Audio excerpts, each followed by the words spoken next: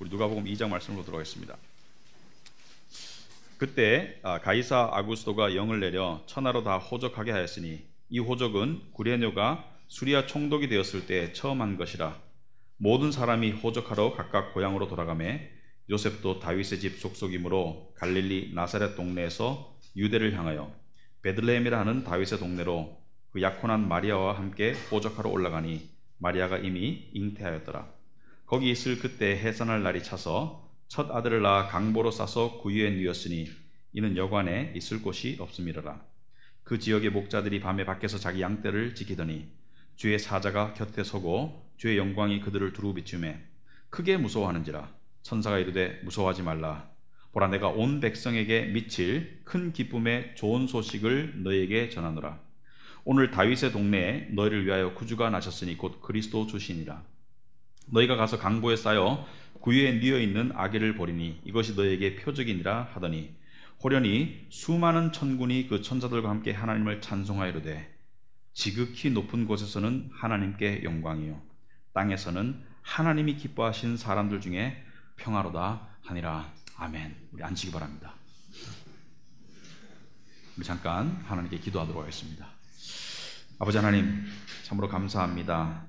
우리를 구원하시기 위해서 당신의 아들을 이 땅에 보내셨습니다. 그리고 그 영광스러운 놀라운 구주 그리스도 메시아의 오심을 가장 처음 목격한 유대인들이 바로 목자였습니다. 아무것도 아닌 자들이 위대하시고 영광스러운 주님을 가장 먼저 볼 수 있었습니다. 이 시간 하나님 아버지, 겸손한 자들에게 은혜를 베푸시는 하나님께서 우리의 마음을 겸손케 낮추어 주시고 그러므로 말미암아 하나님의 은혜를 받아들일 수 있는 마음밭을 허락하여 주시옵소서. 예수님 이름으로 기도합니다. 아멘. 우리 예수 그리스도의 탄생, 메시아의 오심, 우리 12월 달 우리 절기 설교를 하고 있습니다. 그래서 오늘 세 번째 시간인데요. 오늘은 예수님께서 태어나시는 장면, 그 태어나는 예수님을 또 천사들이 와서 알려주는 그런 장면으로 시작을 하게 되겠습니다. 그래서 마리아가 요셉이 이 갈릴리 나사렛 동네에서 베들레헴으로 가는 그런 장면으로 시작됩니다. 여러분, 그 예수님을 부를 때 나사렛 예수라고 부르죠. 나사렛 예수. 왜냐하면 나사렛에서 나셨거든요. 나사렛에서 자라셨거든요.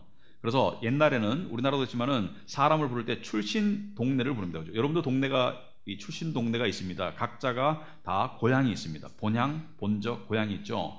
그래서 그 고향 이름과 사람을 같이 불렀던 우리로 말하면 뭐 전주댁, 무슨 댁 이렇게 해가지고 출신 지역을 불렀듯이 예수님을 나사렛 예수라고 그러는데 사실 예수님이 나사렛에서 태어나진 않았어요. 나사렛에서 자라시고 나사렛에서 이렇게 모든 대부분의 시간을 보내셨지만은 예수님이 태어나신 곳은 베들레헴입니다. 나사렛은 이스라엘 북쪽에 있고요. 갈릴리 호수 지방에 있고 북쪽에, 베들레헴은 남쪽 예루살렘 근처에 있는 작은 소도시입니다. 약 인구 2,000명으로 추정되는 작은 소도시가 베들레헴입니다. 근데 왜 베들레헴에서 나셨을까?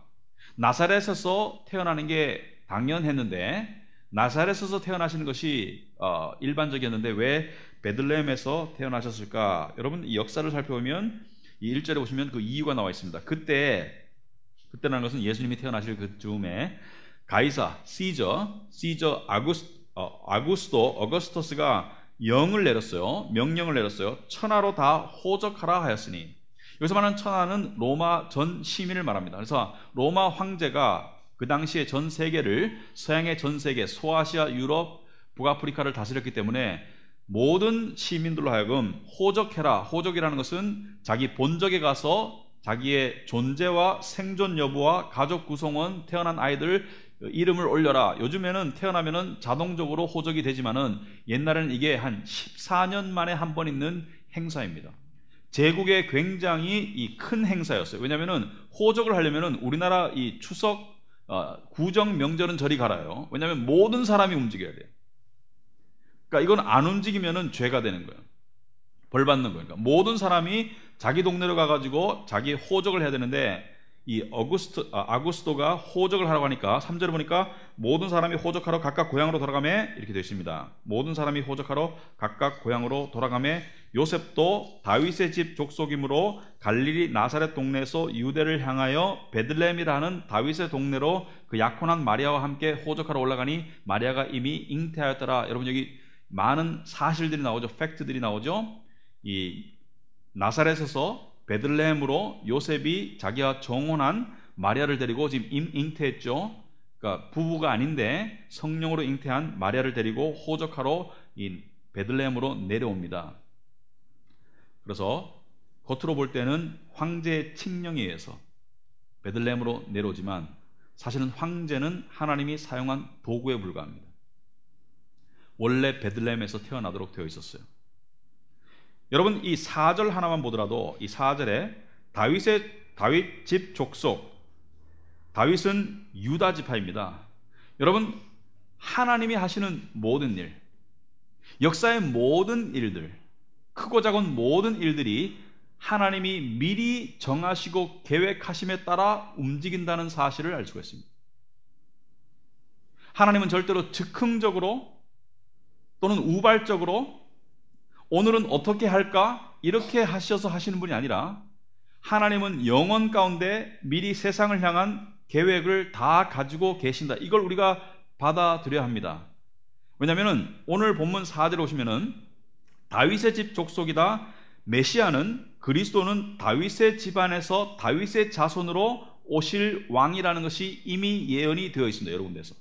그죠? 그러니까 다윗의 집안에서 나올 것이고 그 다음에 다윗이 속한 유다 족속 이스라엘 12지파 중에 유다 지파의 자손으로 올 것이 이미 예언이 되어 있습니다. 야곱이 자기 아들 12를 모아놓고 창세기 49장에 예언할 때 이미 예언했어요. 뭐라고 예언했습니까? 창세기 49장에 보시면은 8절에 여러분 설교 관련 말씀은 7페이지 다 있습니다. 유다야 너는 내 형제의 찬송이 될지라. 찬송은요 사람이 사람에게 부르는 게 아닙니다. 찬송은 사람이 하나님께 부르는 거예요. 그러니까 유다가 찬송이 된다는 것은 유다로부터 메시아가 온다는 것을 암시하는 것입니다. 그 다음에 8절 마지막에 보시면 내 아버지의 아들들이 내 앞에 절하리로다. 그죠? 왕의 오심을 이야기하는 것이죠. 왕에게 절한다. 10절에 규가 유다를 떠나지 아니하며 통치자의 지팡이가 그 발 사이에서 떠나지 아니하기를 이렇게 말하고 있습니다. 모든 백성이 복종하리로다. 여기서 말하는 규는 여러분 지금도 아프리카의 이 작은 왕국에 가면 왕들이 있습니다. 근데 왕이 가지고 있는 막대기가 있어요. 이 막대기를 규라고 합니다. 홀, 규. 이 막대기는 왕의 통치와 왕의 권위를 상징합니다. 예를 들어서 지금도 아프리카의 어느 나라에는 왕이 여자들을 모아놓고 후보자들을 모아놓고 막대기를 지명하면 그게 자기 왕비와 후궁이 되는 거예요. 왕의 권위와 왕의 지위를 상징하는데 이 왕의 권위가 유다를 떠나지 아니한다. 유다에서 영원한 왕이 나올 것을 이야기하고 있는 이미 예언이 이야기하는 거예요. 그리고 왜 굳이 나사렛에서 사는 요셉과 마리아가 아니 산딸에 이동한다는 것은 예나 지금이나 어려운 일인데 하필 베들레헴이라는 곳에 왜 왔을까? 그냥 나사렛에서 아기를 낳으면 되지 안 그렇습니까? 그런데 어거스터스가 호적을 하라고 명령했지만 어거스터스는 하나님의 도구에 불과합니다. 결국 메시아는 베들레헴에서 날 것이 예언이 되어 있었습니다. 오래전부터. 미가서 5장 2절에 보시면 베들레헴 아브라다야 너는 유다 족속 중에 작을지라도 이스라엘을 다스릴 자가 내게서 내게로 나올 것이라. 그의 근본은 상고에 영혼에 있느니라. 무슨 말이냐면은 베들레헴은 예를 들어서 메시아가 예루살렘 성전 근처에서 태어나도 말이 되죠. 그래서 예루살렘에서 아이를 낳다 말이 됩니다. 근데 하필 왜 베들레헴이냐? 베들레헴은 아까 말했듯이 작은 도시예요. 인구가 한 2,000명밖에 안 됩니다. 이 당시에. 근데 왜 이 작은 도시에서 나오느냐? 하나님은요 작은 것들을 들어쓰셔서 큰 일을 하세요. 하나님은 비천한 자들을 들어쓰셔서 큰 일을 하십니다. 그러니까 예수님께서 베들레헴이라는 작은 도시에서 태어날 것이다. 유다 족속 중에 작을지라도 이스라엘을 다스릴 자가 내게서 내게로, 여기서 내게로는 하나님께로 나올 것이라. 그의 근본은, 이 메시아의 근본은 상고의 영혼에 있느니라. 무슨 말이냐면은 그리스도가 존재하지 않은 적은 없다는 것입니다. 그리스도가 계시지 않았던 시절은 없었다는 거예요. 그리스도는 영원 가운데 항상 계셨다. 그래서 미리 정하신 하나님의 계획에 따라서 철저하게 역사는 움직여 가고 있어요. 여러분, 이것을 이 큰 거시적인 관점이 아니라 조금 미시적인 관점으로 우리 각자의 삶, 우리 공동체의 삶을 살펴보면 우리는 이렇게 생각합니다. 나의 선택과 나의 결정에 의해서 많은 것들이 결정지어지고 많은 것들이 선택된다. 맞습니다만은 그 결정과 선택보다 더 앞서는 것은 하나님의 미리 정하심이에요. 비록 내가 잘못된 선택과 잘못된 결정을 해서 이 자리에 왔다손 치더라도 그것 또한 하나님의 거대한 계획을 벗어나지 못한다는 사실을 명심하셔야 합니다. 우리의 인생은 하나님의 계획 안에 있습니다. 특별히 믿는 자들의 인생은 하나님의 계획 안에 있습니다.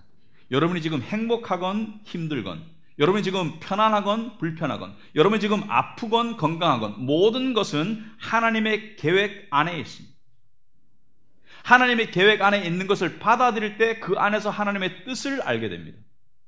이게 그냥 무작위적으로 생긴 그냥 결과이고 나의 잘못된 선택과 결정이고 이러면은 누군가를 원망할 수밖에 없어요. 하지만 모든 것이 하나님의 계획 속에 있고 비록 지금 나의 상황이 형편과 처지가 좋지 않더라도 이 속에는 하나님의 선하시고 분명하신 뜻이 있다는 것을 믿는 자들에게 하나님은 당신의 뜻을 보여주십니다. 자, 그런데 이 마태복음에서는 예수의 탄생을 기념하러 누가 왔죠? 동방 박사들이 왔습니다. 동방 박사들, 해외에서 사절단이 온 거예요. 별을 따라서. 근데 유대인들 중에 예수님의 오심을 가장 먼저 친견하도록 초청받은 자들은 사실은 제사장도 아닙니다. 바리새인도 아니고요. 왕들도 아니고요. 귀족도 아닙니다. 누가 초대받았습니까? 목자들이 초대받았어요. 여러분, 목자를 영어로 말하죠? shepherd죠. 여담입니다만은 PH는 SHEPHERD 할 때 PH는 F 발음이 많이 나죠. philosophy 이런 식으로. 근데 shepherd에서 PH는 P 발음이 납니다. 한국 사람들이 하는 가장 영어 발음 실수 중에 하나가 이것입니다. 많은 사람들이 shepherd 이러는데 아니고 shepherd가 맞습니다. anyways, 돌아가서 제가 가끔 영어에 꽂혀요. 자, 근데 그 지역에 목자들이 밤에 밖에서 자기 양떼를 지키더니 주의 사자가 곁에 서고 주의 영광이 그들을 두루 비추며 크게 무서워하는지라. 무슨 말이냐면은, 무슨 장면이냐면은 지금 주의 영광이 거의 수백 년 만에 나타났어요. 하나님의 이 신의 산에 나타났던 그와 비슷한 하나님의 임재, 그러니까 온 주위가 광처로 빛나는 하나님의 영광이 목자들에게 나타나고 갑자기 천사의 목소리가 들리니까 목자들이 벌벌 떠는 거죠. 여러분, 하나님의 임재가 나타나면 여러분 기쁠 것 같아요? 하나님의 임재가 나타나면 인간의 가장 최초 반응은 벌벌 떠는 거예요. 왜 벌벌 떱니까? 하나님이 무서워서. 왜냐하면 하나님의 거룩한 영광이 드러나면 우리의 죄와 우리 안에 있는 모든 부족함이 드러납니다. 두려운 거예요. 그래서 거룩하신 하나님이, 예수님이 거룩하신 하나님이라는 것을 알아본 베드로는 가장 처음에 뭐라 그랬습니까? 당신을 만나서 반갑다고 그랬나요? 당신이 나의 주인이라서 반갑다고 그랬나요? 선생님이라서? 아니요. 주여 나를 떠나소서, 나는 죄인으로소이다. 하나님을 만나는 사람의 가장 근본적인 처음의 반응은 두려움입니다. 근데 왜 하필 목자들에게 나타났나? 그 많은 사람들 중에 왜 목자들에게 나타났나? 물론 밤에 지금 일하고 있었죠, 그죠, 목자들이. 그런데 가장 첫 번째 이유는 성경에서 여호와 하나님을 은유적으로 표현할 때, 비유적으로 표현할 때 뭐라고 표현하죠? 목자, 그죠? 가장 대표적인 것이 여호와는 나의 목자시니 내게 부족함이 없으리로다. 시편 23편이죠. 목자라고 표현합니다. 목자. 그러니까 목자라는 표현을 통해서 우리는 하나님을 나타내는데, 성경에서 여호와라고 말하는 거하고 하나님으로 말하는 거 틀려요. 그냥 하나님이라고 말할 때는 모든 피조물의 창조주로서의 하나님, 그러니까 믿는 자 믿지 않는 자 모든 동식물의 하나님으로서의 하나님을 말하지만, 여호와라는 것은 오직 하나님의 백성들의 하나님입니다. 그러니까 믿는 자들, 택함 받은 자들, 하나님의 백성들의 하나님을 말할 때 여호와라는 거예요. 여호와라는 말은 안 믿는 사람이 쓸 수 있는 게 아니라 믿는 자들이 하나님을 볼 때 여호와라는 거예요. 그래서 여호와는 나의 목자시니, 그죠? 여호와는 나의 목자다. 나의 하나님이다. 그러니까 여호와라는 거예요. 여호와가 목자면은 우린 뭐죠? 성경에서 주로 뭐로 비유되죠? 우리는 양, 그죠? 때로는 길 잃은 양으로 비유되죠. 여러분, 이 예수님이 양떼를 몰고 가는 그림을 보면은 참 평온하죠. 그래서 우리가 양이라는 생각을 할 때 착각하기가 쉽습니다. 뭐라고 착각합니까? 양은 깨끗해, 양은 온순해, 양은 말 잘 들어. 그래서 양이 아닙니다, 여러분. 착각하지 마세요. 우리가 깨끗하고 우리가 온순하고 말 잘 들어서 양이 아니라 중동 지방의 양들을 키워본 목자들은 양을 잘 알아요. 첫째, 양은 엄청나게 멍청하답니다. 말귀를 못 알아듣는데요. 엄청나게 고집이 세답니다. 그리고 위험한 곳은 알아서 찾아간대요. 그런데 특징이요, 이 개와 고양이와 양의 특징이 있습니다. 개와 고양이는 주인이 가면 주인을 알아봐요.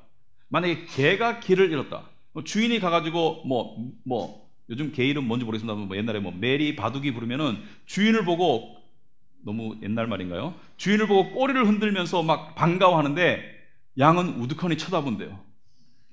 그리고 양은 뒷발질 친대요. 뒤에 낭떠러진대도. 그래서 주인이 어떻게 합니까? 양을 발견하면 아예 소리를 안 낸대요. 가가지고 양을 그냥 확 눕혀버린대요. 그래가지고 발을 꽁꽁 묶어가지고 어깨에 짊어지고 하는 거예요, 새끼 양은. 왜? 말을 안 듣기 때문에. 여러분, 예수님께서 양을 어깨에 지고 가는 장면 달력에서 보셨죠? 그림에서. 그게 그 뜻이에요. 멍청하고 고집세고 말을 안 들으니까, 위험한 곳은 찾아다니니까. 우리도 사실 그렇지 않습니까? 하나님께서 우리를 그냥 제압하셔서 데리고 가니까 우리가 따라가지, 우리가 알아서 따라갈 때가 잘 없지 않습니까? 자, 그렇다면 두 번째 왜 목자에게 나타나셨나? 왜냐하면 목자는 그 당시 사회 경제적 계층 중에서 가장 하층 계급입니다. 그러니까 오늘날 말하면 3D 직업이에요. 여러분, 목자의 삶은요 상당히 고달픕니다. 왜? 밤에 잠을 못 자요. 양들을 맹수가 물고 갈까봐 잠을 못 자요. 그리고 한 곳에서 잠을 자는 게 아니고 풀 뜯어먹다가 풀 다 뜯어먹으면 또 이동해야 돼. 그러니까 계속 이동하고 밤낮으로 이렇게 교대로 일하고, 그리고 쉬는 날이 없고 계속 일하기 때문에 아주 힘든 직업이에요. 근데 보수가 상당히 낮았어요. 왜? 굉장히 아무나 할 수 있는 직업이기 때문에.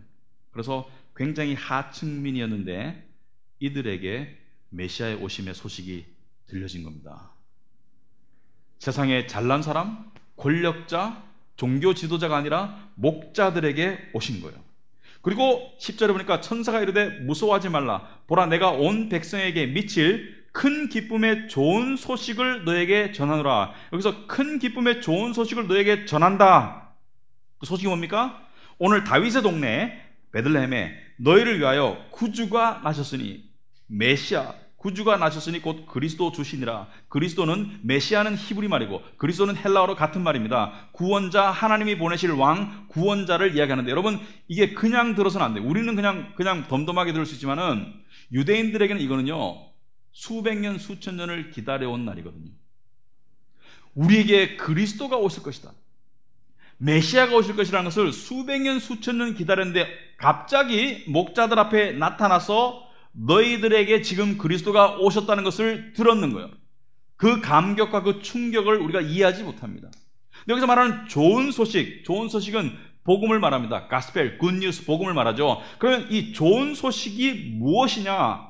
그 내용은 좀 더 읽어보면 답이 나옵니다. 13절에 보시니까 호련히 수많은 천군이 그 천사들과 함께 하나님을 찬송하이르되, 천군 천사라는 말이 있는데 사실 저도 잘 몰라요.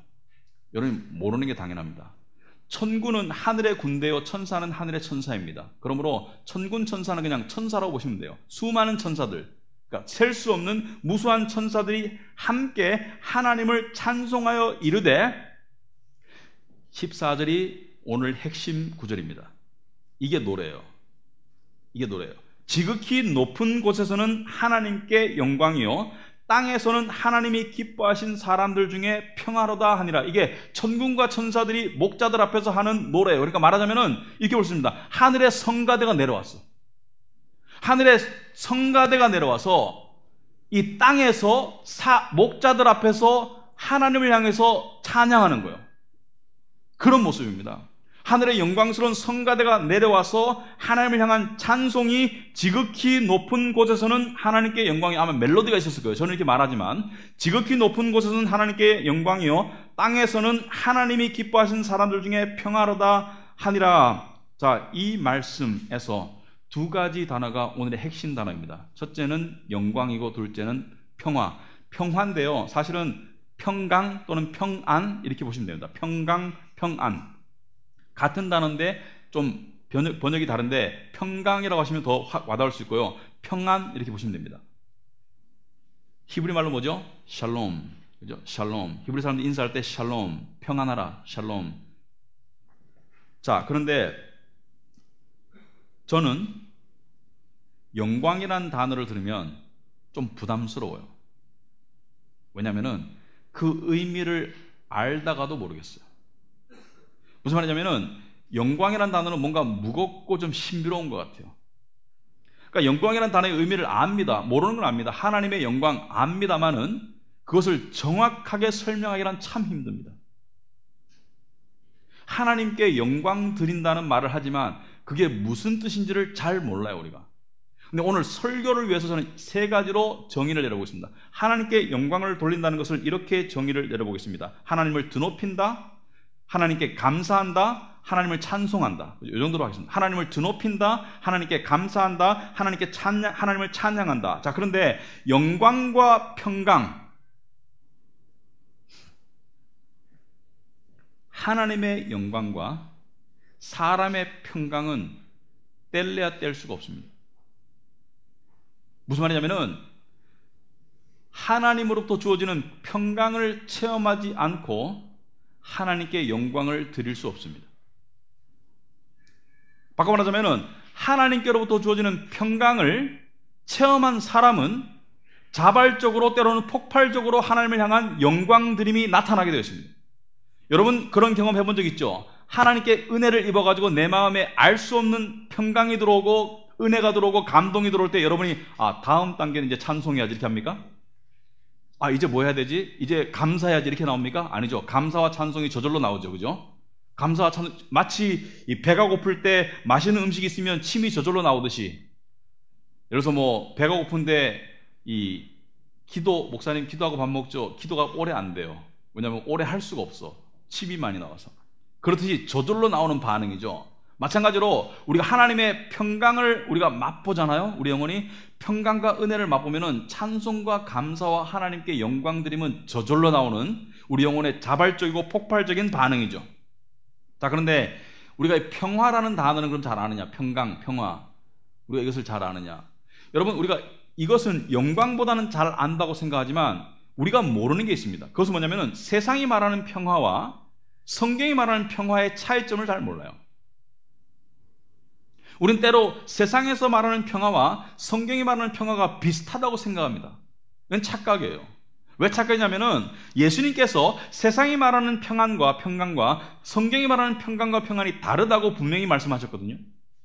요한복음 14장 27절 보시면은 이렇게 말씀하셨어요. 예수님께서 14장 1절에 보시면은 너희는 마음에 근심하지 말라라고 말씀하셨거든요. 그 다음에 14장 27절에 평안을 너희에게 끼치노니 곧 나의 평안을 너희에게 주노라. 내가 너에게 주는 것은 세상이 주는 것과 같지 아니하니라.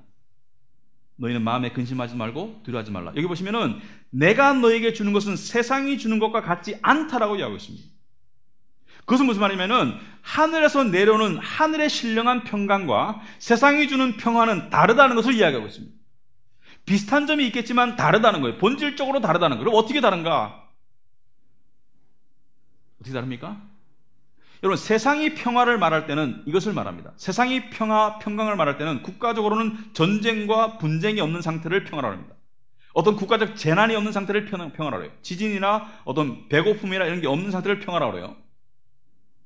또 개인적으로 또 가족적으로는 집안에 문제가 없을 때, 근심이 없을 때, 고난이 없을 때, 고통이 없을 때 이걸 평화라고 해요. 평강이라고 해요. 그리고 또 세상에서 말하는 평화는 뭔가 빼져야 됩니다. 고난이 나가야 되고 해결되고 문제가 나가야 되고 고통이 없어져야 되고 뭐가 사라져줘야 돼. 뭐가 빼져야 돼. 빼기를 해야 되고 더 더하기를 하려면은 뭐 돈이 많이 벌린다든지 건강이 주어진다든지 더하기 빼기를 해야 돼요.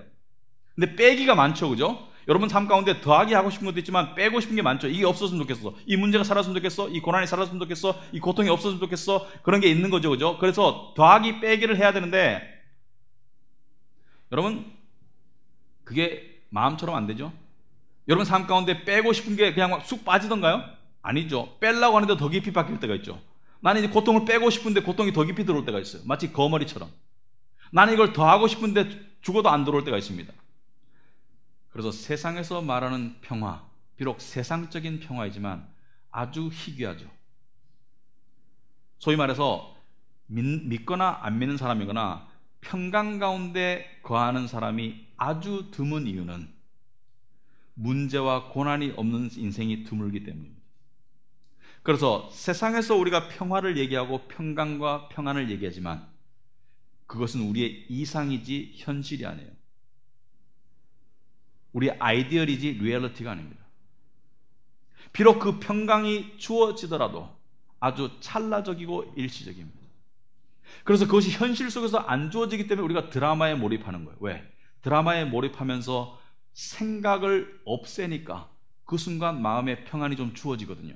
그래서 열심히 몰두하고 중독하는 이유가 그것입니다. 게임에 중독하는 순간 그 안에서 주어지는 어떤 평강적인 부분이 좀 있거든요. 하지만 성경이 말하는 평강과 평안은 그게 아닙니다. 이게 중요합니다. 이걸 이해해야 돼요. 여러분 평강을 원하죠? 저도 원합니다.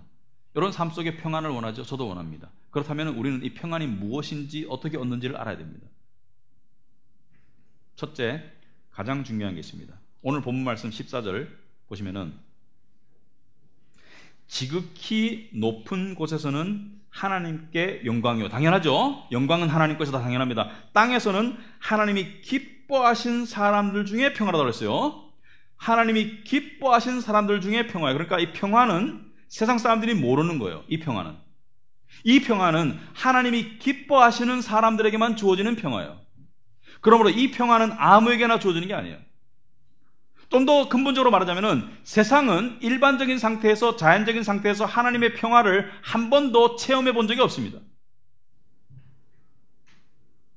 무슨 말이냐면은 아담과 하와가 하나님의 불순종의 죄를 지었을 때 그리고 에덴 동산에서 쫓겨나고 하나님과의 관계가 죄로 인해서 단절되었을 때 그때 평강도 진정한 평강도 잃어버렸어요. 영원토록. 왜? 하나님이 평강이기 때문에. 하나님이 평강의 원천이기 때문에 하나님으로부터 분리되었기 때문에 당연히 평강은 얻을 수가 없었어요. 그래서 세상 사람들은 평강에 대한 희미한 잔상을 가지고 있지만 평강을 실제로 맛보지는 못합니다. 그런데 이 평강이 여러분 가장 극적인 순간에 가장 첫 번째 하는 말 또는 가장 많이 하는 말이 가장 중요한 메시지입니다. 그러면 천사들이 나타나서 예수님이 오신 이 역사적으로 가장 중요한 순간에 가장 첫 번째 했는 말이 하나님이 기뻐하신 사람들 중에 평화로다라고 말하는 것은 이게 대단히 중요하다는 거예요. 대단히 중요하고 그때도 중요하고 지금도 대단히 중요합니다. 여러 가지 이유로 대단히 중요한데 이 이유로 중요합니다. 왜? 너무나 많은 크리스찬들이 평화가 없어요. 고난이 있고 없고는 우리의 선택이 아닙니다만은 너무나 많은 믿는 사람들이 평안과 기쁨이 없어요. 왜 그럴까요? 자기에게 주어진 평안이 무엇인지를 모르고 첫째는 그걸 어떻게 얻는지를 모르는 거예요. 심지어 자기에게 평안이 주어졌다는 사실조차 모릅니다. 그렇다면 죄로 인해서 평안을 잃었던 이 사람들에게 우리에게 어떻게 평안이 주어지나? 여러분 여기 보면 문자가 들어오면 하나님이 기뻐하신 사람들 중에 평화로다. 그렇다면 하나님이 기뻐하시는 사람들에게만 평안이 주어져요. 그렇다면 나는 하나님이 기뻐하시는 사람인가? 그런 질문이 안 됩니까? 여러분 하나님이 여러분을 기뻐하신다고 생각합니까? 여러분 머리에 묻지 마시고 가슴에 한번 물어보세요. 나는 하나님이 나를 기뻐하신다고 믿고 생각하고 느끼는가? 이게 굉장히 중요합니다. 왜냐하면 많은 사람들이 그렇게 못 느껴요. 왜 그렇습니까? 왜냐하면 우리가 기뻐할 구석이 없거든요. 솔직히 말하면 우리를 까고 알면 알수록 정말 하나님이 우리를 미워하셔야지 사랑할 구석이 없거든요. 우리가 사랑받을 만한 구석이 없어요. 이뻐할 구석이 없어요. 왜? 하나님의 법을 계속 어기니까. 사실 하나님께 미움받아야 되는 것이지 기뻐할 구석이 없지 않습니까? 하나님이 기뻐할 수 없습니다. 우리는. 하나님 우리 사랑받을 만한 구석이 없습니다. 이 우주 전체에서 하나님이 기뻐하실 수 있고 사랑할 수 있는 존재는 딱 한 분밖에 없어요. 그분을 향해서 복음서에서 하나님께서 이렇게 말씀하셨습니다. 예수 그리스도께서 세례를 받으셨을 때, 성령이 비둘기같이 내려갈 때 하늘 문이 열리고 하늘에서 하나님의 음성이 들렸어요. 모든 사람에게 뭐라고 들렸습니까? 너는 내 사랑하는 아들이라. 내가 너를 기뻐하노라. 내가 너를 기뻐하노라. 예수님만이 하나님의 기뻐하심을 받을 자격이 있는 유일한 존재입니다. 그런데 여기 오늘 본문 14절에 보시면은 하나님이 기뻐하는 사람들이라고 그랬죠. 한 사람이 아니라 복수죠. 여러 사람을 말하죠. 그렇다니까 어떤 사람들은 하나님의 기뻐하심을 받는 존재가 되었다는 것이죠. 어떻게 되었습니까? 바로 하나님의 은혜로 우리가 그리스도 안으로 들어왔기 때문에, 우리가 그리스도를 믿고 그리스도의 의로 옷 입었기 때문에, 우리가 그리스도 안에 들어왔기 때문에 하나님은 우리를 보실 때 우리의 추하고 망가지고 죄스럽고 더러운 것을 보시는 것이 아니라 깨끗하게 보시는 거예요. 왜? 그리스도로 옷 입었기 때문에. 그러니까 그리스도 안에 있는 모든 믿는 자들을 하나님은 기뻐하세요. 우리가 잘못을 하고 죄를 저지를 때 하나님께서 우리를 때릴 수 있습니다. 사랑의 매를. 안 기뻐한다는 게 아닙니다. 그렇다고 해가지고 하나님은 우리의 존재를 기뻐하세요. 왜? 우리가 그리스도 안에서 거룩해졌기 때문에, 성도가 되었기 때문에 하나님께서 우리를 기뻐하시는 거예요. 이게 우리 특권입니다. 우리가 그리스도 안에서 하나님이 우리를 기뻐하세요. 그러므로 우리에게는 특권이 있습니다. 무슨 특권? 바로 평화를 누릴 수 있는 특권이 있습니다. 그런데 세상의 평화와 다르게 하나님이 말씀하시는 평화는 어떤 평화입니까? 세상에서는 그냥 뭐가 없어야 돼. 문제가 없어야 돼.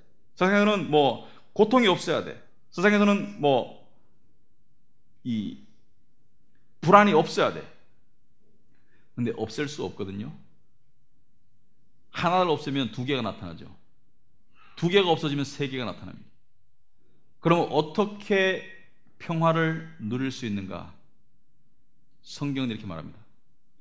네가 통제할 수 없는 세상에서의 더하기 빼기는 멈추고, 뺄 수 있으면 빼세요.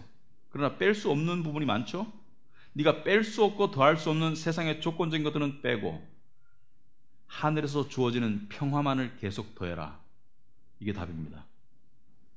쉽게 말하자면 너무 물이 뜨거워요.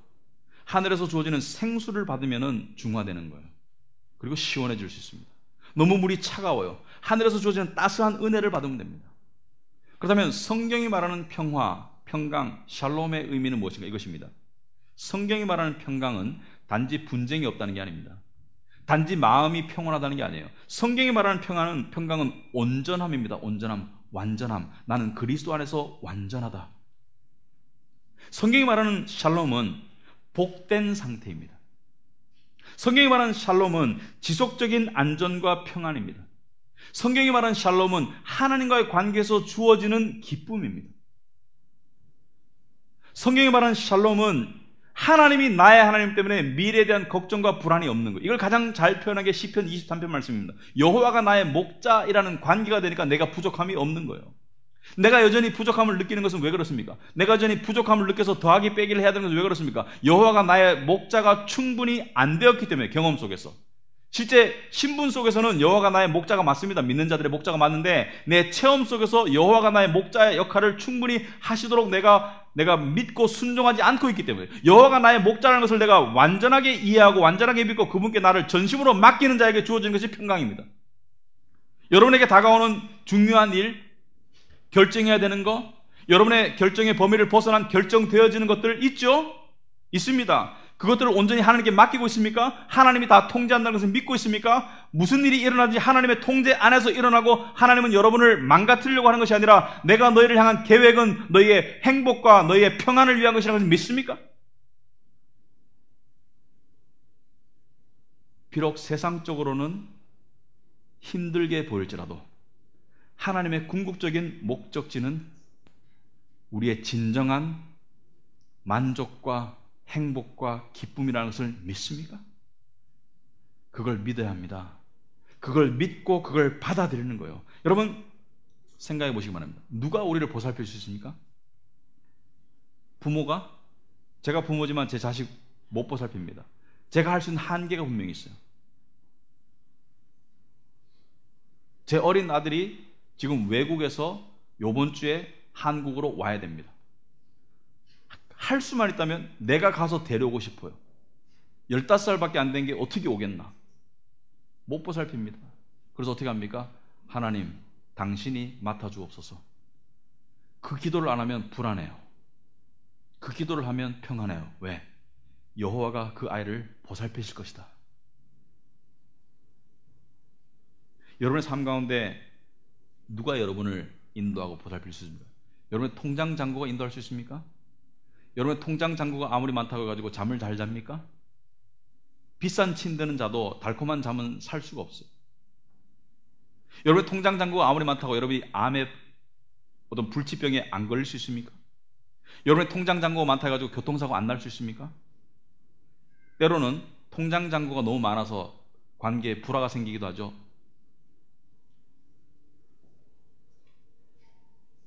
우리를 정말로 안전하고 확실하게 지키고 보호하고 인도하실 분은 바로 여호와 하나님밖에 없습니다. 여호와는 나의 목자시니 내게 부족함이 없으리로다. 그분의 강한 팔이 우리를 안고 있기 때문에 어느 누구도 그분의 손에서 우리를 빼앗아갈 수 없어요. 예수님께서 그랬죠. 내게 주시는 자 모두를 내가 잃어버리지 않고 마지막 날에 다 살릴 것이다. 왜? 끝까지 데려가시는 거예요. 그분의 따스한 가슴이 우리의 놀란 가슴과 언 가슴을 녹이고 진정시킬 수 있습니다.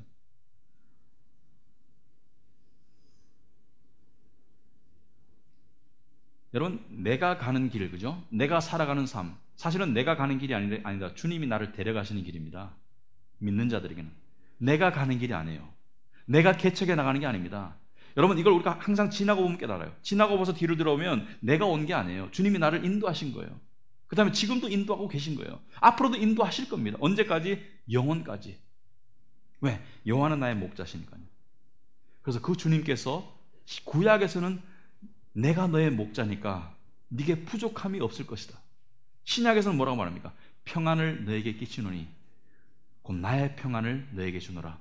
내가 너에게 주는 것은 세상이 주는 것 같지 아니하니라. 너희는 마음에 근심하지도 말고 두려워하지도 말라. 여기서 말하는 것은 근심과 두려움의 조건이 없다는 것이 아닙니다. 세상적으로. 근심과 두려움의 조건 속에서도 근심하지 않고 두려워하지 않을 수 있다는 것은 무엇을 말합니까? 바로 주님이 주시는 평강에, 주님이 주시는 평안의 능력과 힘이 세상에 주는 고통과 고난과 불안을 능가하기 때문에. 그러므로 세상에서는 차이가 이것입니다. 세상에서의 평강은 고통과 전쟁과 불안과 갈등과 고난이 없는 상태이지만 성경에서 말하는 더 깊은, 더 진실된, 더 의미 있는 평안과 평강은 고통과 문제와 어떤 갈등의 불안 요소의 존재 속에서 그것을 능가하는 평안이에요. 그것이 내 안에 있기 때문에 내가 이 옆에 있는 불안과 문제가 덜 느껴지고 심지어 안 느껴질 수 있는 상태가 성경이 말하는 평강입니다. 이게 가능하다니까요. 예수님께서 나의 평안은 세상이 주는 것 같지 않다. 제가 골똘히 생각해 봤습니다. 근데 문제는 여전히 있잖아. 고통은 여전히 있잖아.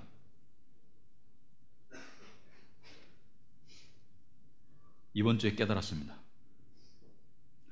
하나님이 주시는 평안은 이것입니다. 그 안에 약속이 있는 평안이에요. 내가 너를 사랑한다. 그러므로 내가 너를 보살필 것이다. 더 나아가서 내가 너의 문제를 해결할 것이라는 약속이 들어있는 평안입니다. 여러분, 양이 위험에 처했을 때, 길을 잃었을 때, 다쳤을 때, 쓰러졌을 때 그 양을 목자가 안 고치고 안 찾아오고 안전한 곳으로 안 데려옵니까? 주님께서 나는 선한 목자라 그랬죠. 나는 양을 위해서 목숨을 바친다고 그랬죠. 그 주님께서 우리의 문제를 고친다고, 해결한다고 약속하셨기 때문에, 그러므로 성경이 말하는 평안은, 성경이 말하는 하나님의 평안은 하나님께서 나를 인도하시고 보살피실 뿐만이 아니라 나의 문제를 해결하실 것이라는 그 믿음까지 포함한 평안입니다. 그러므로 성경의 평안은 하나님을 신뢰함을 의미합니다. 하나님을 신뢰하기 때문에 평안한 것이고, 그래서 평안을 누리고 느끼기 때문에 하나님을 높이고 찬송하고 감사하는 영광 드림이 가능한 거예요. 좀 더 구체적으로 말하자면은 사도 바울은 이렇게 말하고 있습니다. 골로새서 3장 15절에서 세상 사람들이 이건 알더라고요. 평강이 중요하다는 것을. 골로새서 3장 15절에 그리스도의 평강이 너희 마음을 주장하게 하라. 무슨 말입니까? 그리스도의 평강이 너의 마음을 지배하도록 하라. 너의 마음에 충만하도록 하라. 무슨 말입니까? 우리 마음에 문제에 대한 걱정, 미래에 대한 불안, 초조함, 분노가 자리 잡고 있다면 그리스도의 평강이 우리 안에 들어와서 이것을 몰아내라는 거예요. 이것을 지배하고 억누르라는 것입니다. 여러분, 건강은 나쁜 균이 없는 상태가 아닌 걸 아시죠? 건강은 나쁜 균이 없는 상태가 아니고 나쁜 균이 좋은 균을 싸워서 이기는 상태가 건강한 상태라는 거 아시죠? 그러니까 나쁜 균의 활동을 못 느끼는 거예요. 마찬가지로 하나님의 평강을 누린다는 것은 우리 안에 문제가 없다는 게 아닙니다. 우리 안에 불안한 요소가 없다는 게 아닙니다. 우리 안에 고난이 없다는 게 아닙니다. 그 고난과 불안과 문제를 이기고 능가하는 하나님의 평강의 능력이 우리 마음에 주장하게 하라. 이게 가능합니다. 이게 가능할 때, 이게 될 때 하나님 감사합니다. 하나님 당신은 살아계시군요. 당신은 능력자이십니다. 당신은 나를 사랑하시는군요. 당신은 나를 보살피시는군요. 당신은 지금 나와 함께 하시는군요. 이 고백의 영광 드림이 가능한 거거든요. 그렇다면 그리스도의 평강이 너의 마음을 주장하게 하라는 것을 좀 더 구체적으로 사도 바울은 이렇게 설명하고 있습니다.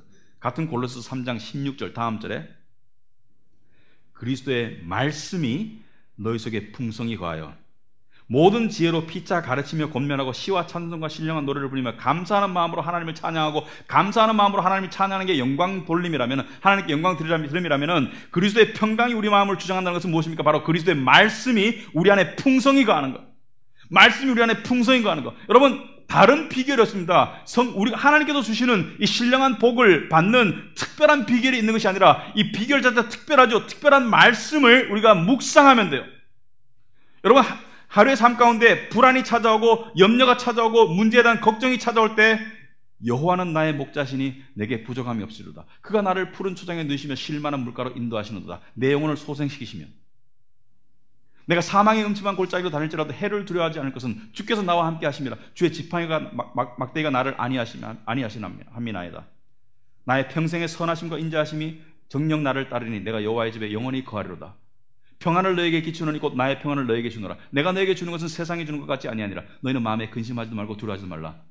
너희는 마음에 근심하지 말라. 하나님을 믿으니 또 나를 믿어라. 여러분, 수많은 말씀이 우리 안에 충만히 풍성히 거하면 말씀이 그리스도고 그리스도가 하나님이고 말씀이 충만히 거하면 그리스도가 우리 안에 충만히 거하는 것이고 그리스도가 우리 안에 충만히 거하면 그리스도의 평강은 당연히 우리 안에 충만히 거하게 될 것입니다. 여러분, 세상에서 안 되는 더하기 빼기 하느라고 지치지 마시고 하늘에서 주어지는 약속의 더하기를 하세요.